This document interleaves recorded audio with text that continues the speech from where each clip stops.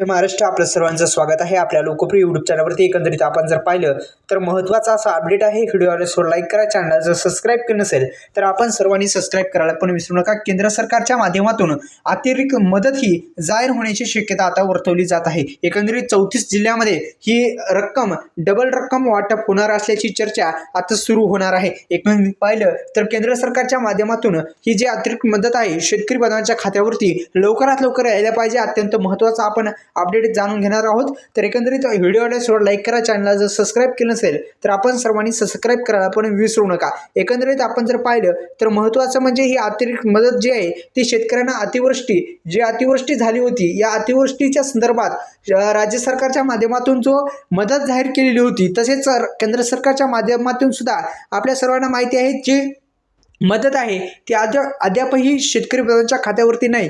केंद्र सरकारची जी मदत आहे ती अद्यापही शेतकरी बांधवांच्या खात्यावरती जमा करण्यात आलेली नाही। केंद्र सरकारची जी अतिरिक्त मदत आहे डबल मदत आता वाटप होण्याची शक्यता आता वर्तवली जात आहे।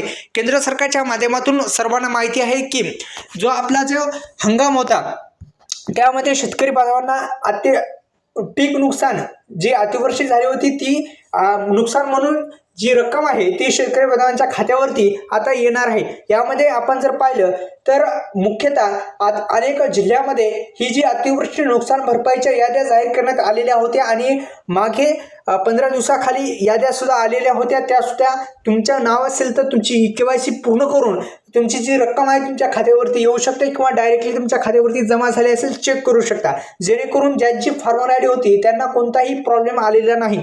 तर अशा पद्धतीने केंद्र सरकारची अतिरिक्त मदत सुद्धा आता लवकरात लवकर वाटप ही होणार असल्याची चर्चा सध्या होत आहे। तर लवकरात लवकर ही सुद्धा केंद्र सरकारची जी मदत आहे ती शेतकरी बांधवांना भेटावी हीच